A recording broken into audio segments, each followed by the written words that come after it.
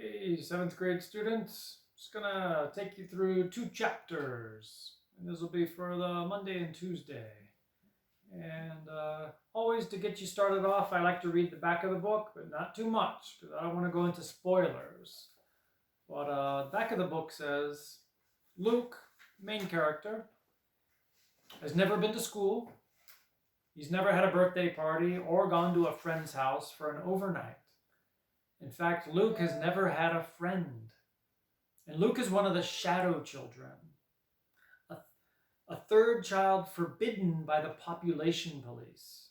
And he's lived his entire life in hiding. And now, with a new housing development replacing the woods next to his family's farm, he is no longer even allowed to go outside. So that's good information to know going into chapter 1. That the woods are being replaced, trees are getting chopped down, and we have this main character Luke, and he's a shadow child. Let's go to chapter 1. You guys can follow me in the book. He saw the first tree shudder and fall far off in the distance. Then he heard his mother call out from the kitchen below, "Luke, inside, now!" He had never disobeyed the order to hide. Even as a toddler, barely able to walk in the backyard's tall grass, he had somehow understood the fear in his mother's voice. But on this day, the day they began taking the woods away, he hesitated. He took one extra breath of fresh air, scented with clover and honeysuckle and, coming from far away, pine smoke. He laid his hoe down gently and savored one last moment of feeling warm soil beneath his bare feet. And he reminded himself, I will never be allowed outside again. Maybe never again as long as I live. He turned and walked into the house as silently as a shadow. Why? He asked at the supper table that night. It wasn't a common question in the Garner house. There were plenty of hows, like how much rain did the backfield get? How's the planting going? Even what did Matthew do with the 5/16 wrench? What's Dad going to do about that busted tire? But why wasn't considered much worth asking. Luke asked again, why did you have to sell the woods? Luke's dad harumphed and paused in the midst of shoveling forkfuls of boiled potatoes into his mouth. Told you before, we didn't have a choice. Government wanted it. You can't tell the government no. Mother came over and gave Luke's shoulder a reassuring squeeze before turning back to the stove.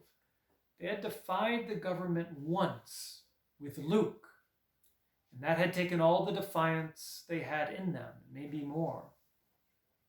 We wouldn't have sold the woods if we hadn't had to, she said, ladling out thick tomatoey soup. The government didn't ask us if we wanted houses there. She pursed her lips as she slid the bowls of soup onto the table. But the government's not going to live in the houses, Luke protested. At 12, he knew better, but sometimes still pictured the government as a very big, mean, fat person, 2 or 3 times as tall as an ordinary man, who went around yelling at people, not allowed, stop that. It was because of the way his parents and older brothers talked. The government won't let us plant corn there again. The government's keeping the prices down. The government's not going to like this crop. Probably some of the people who lived in those houses will be government workers, Mother said. It'll all be city people. If he'd been allowed, Luke would never have gone over to the kitchen window and peered out at the woods, trying for the umpteenth time to picture rows and rows of houses where the firs and maples and oaks now stood, or had stood. Luke knew from a sneaked peek right before supper that half the trees were now toppled. Some had already lay on the ground, and some hung at weird angles from their former lofty positions in the sky. Their absence made everything look different, like a fresh haircut exposing a band of untanned skin on a forehead. Even from deep inside the kitchen, Luke could tell the trees were missing because everything was brighter, more open, and scarier. And then, when those people move in, I have to stay away from the windows, Luke asked as though he knew the answer. Well, the question made Dad explode. He slammed his hand down on the table. Then, you gotta stay away now. Everybody and his brother is going to be trampling around back there and see what's going on. If they see you, he waved his fork violently. Luke wasn't sure what the gesture meant, but he knew it wasn't good. No one had ever told him exactly what would happen if anyone saw him. Death? Death was what happened to the runt pigs who got stepped on by their stronger brothers and sisters. Death was a fly that stopped buzzing when the swatter hit it. He had a hard time thinking about himself in connection with the smashed fly or the dead pig, gone stiff in the sun. It made his stomach feel funny, even trying. Well, I don't think it's fair we've got to do Luke's chores now, Luke's other brother Mark grumbled. Can't he go outside some? Maybe at night? Luke waited hopefully for the answer, but Dad just said, "Nope," without looking up. "It's not fair," Mark said again. Mark was the second son, the lucky second. Luke thought he was feeling sorry for himself. Mark was 2 years older than Luke, and barely a year younger than Matthew, the oldest. Matthew and Mark were easily recognizable as brothers, with their dark hair, chiseled faces. Luke was fairer, smaller boned, softer looking. He often wondered if he'd ever look tougher like them. Somehow he didn't think so. "Luke don't do nothing nohow," Matthew jeered. We won't miss his work at all." "It's not my fault," Luke protested. "I'd help more if..." Mother laid her hands on his shoulders again. "Hush, all of you. Luke will do what he can.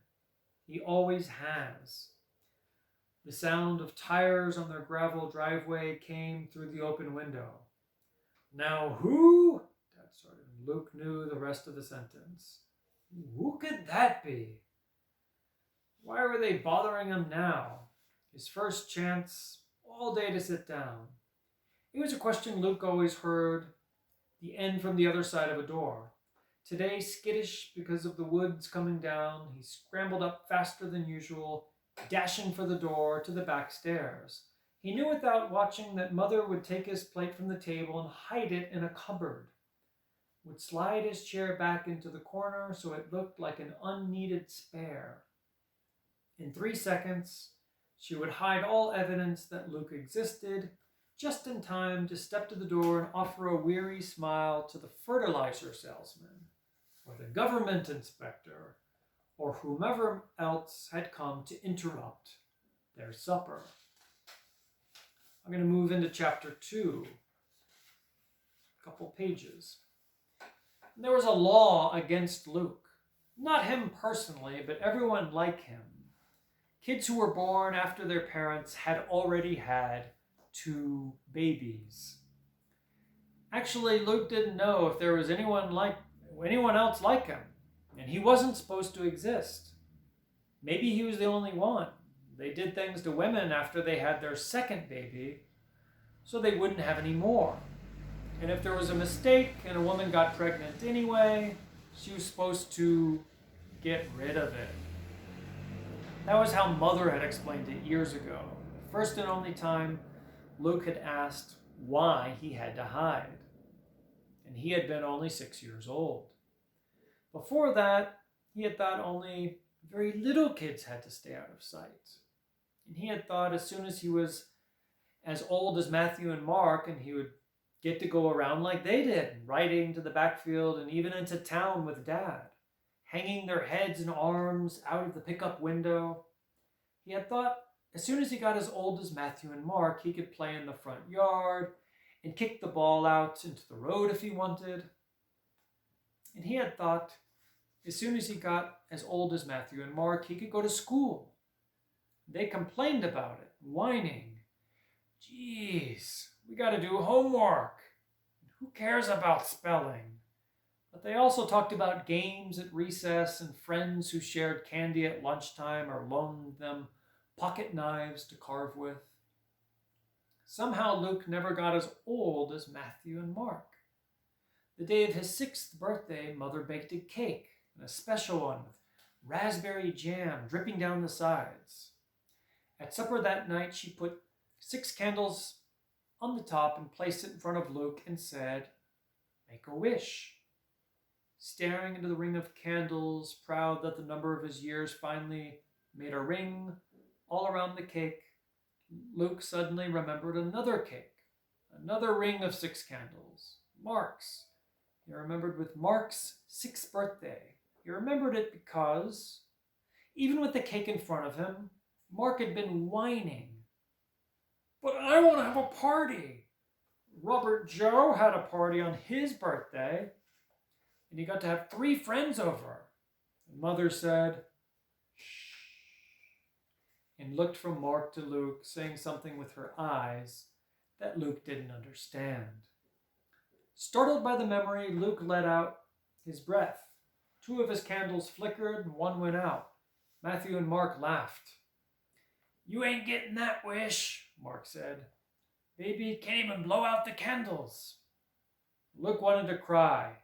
He'd forgotten even to make a wish, and if he hadn't been surprised, he would have been able to blow out all 6 candles. He knew he could have. And then he would have gotten, he didn't know, a chance to ride down in the pickup truck, a chance to play in the front yard, a chance to go to school. Instead, all he had was a strange memory that couldn't be right. Surely Luke was thinking about Mark's 7th birthday, or maybe his 8th. Mark couldn't have known Robert Joe when he was 6, because he would have been hiding then, like Luke. Luke thought about it for 3 days. He trailed along behind his mother as she hung washout on the line, made strawberry preserves, scrubbed the bathroom floor. Several times he started to ask, "How old do I have to be before people can see me?" But something stopped him every time. Finally, on the 4th day, Dad, Matthew, and Mark scraped back their chairs from the breakfast table and headed down to the barn. Luke crouched by the kitchen's side window, one he wasn't supposed to look out because people driving by might catch a glimpse of his face. He tilted his head to the side and raised up just enough that his left eye was above the level to the windowsill. He watched Matthew and Mark running in the sunlight, the tops of their hog boots thumping against their knees. They were in full sight of the whole world, it seemed, and they didn't care. They were racing to the front door in the barn, not the side one, but the backyard that Luke always had to use because it was hidden from the road. Luke turned around and slid to the floor, out of sight. "Matthew and Mark never had to hide, did they?" he asked. Mother was scrubbing the remains of scrambled eggs out of the skillet. She turned her head and looked at him carefully. "No." "Well, then why do I?" She dried her hands and left the sink, something Luke had almost never seen her do if there were still dirty dishes left to be washed. She crouched beside him, smoothed his hair back from his forehead. "Oh, Lukey, do you really need to know? Isn't it enough to know things are just different for you?" He thought about that. Mother was always saying he was the only one who would ever sit on her lap and cuddle. She still read bedtime stories to him. And he knew Matthew and Mark thought that was sissified. Was that what she meant? But he was just younger. He'd grow up. Wouldn't he be like them then? With unusual stubbornness, Luke insisted, "I want to know why I'm different. I want to know why I have to hide." So Mother told him. Later, he'd wished he had asked more questions, but at the time, it was all he could do to listen to what she told him. He felt like he was drowning in the flow of her words. "It just happened," she said. "You just happened. And we wanted you. And wouldn't ever let your dad talk about getting rid of you." Luke pictured himself as a baby, left in a cardboard box by the side of the road somewhere, the way Dad said people used to do with kittens, back when people were allowed to have pets. But maybe that wasn't what Mother meant. The population law hadn't been around long then, and I always wanted a lot of kids. Before, I mean. Getting pregnant with you was like a miracle. I thought the government would get over their foolishness, maybe even by the time you were born, and then I'd have a new baby to show everyone. But you didn't, Luke managed to say. You hid me.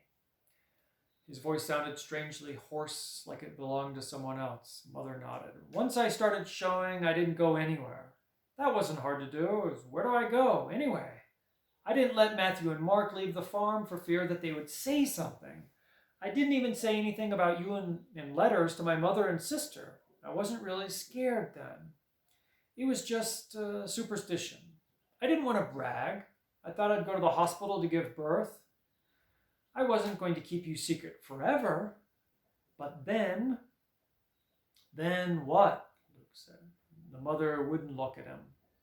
Then they started running all that on TV about the population police and how the population police had ways of finding out everything, how they would do anything to enforce the law. Luke glanced toward the hulking television in the living room. He wasn't allowed to watch it. Was that why? And your dad started hearing rumors in town about other babies? Luke shivered. Mother was looking far off into the distance to where the rows of new corn plants met the horizon. "I always wanted a John, too," she said. "Matthew, Mark, Luke, and John. Bless the bed that I lie on. But then I thank the Lord that I have you, at least. And it worked out. The hiding, hasn't it?" The smile she offered him was wobbly. He felt that he had to help her. "Yes," he said. Bon minute. And somehow, after that, he didn't mind hiding so much anymore. Who wanted to meet strangers anyway? Who wanted to go to school there? If Matthew and Mark were to be believed, and teachers yelled and the other boys would double-cross you if you didn't watch out, he was special. He was secret. He belonged at home. Home. Whereas Mother always let him have the first piece of apple pie because he was there and the other boys were away. Home, where he could cradle the new baby pigs in the barn, climb the trees at the edge of the woods, throw snowballs at the posts of the clothesline. Home, where the backyard always beckoned, always safe and protected by the house and the barn and the woods. Until they took away the woods. Guys, very similar to what we're going through now. Think about it. Today, I can't leave the house. Today's not my day.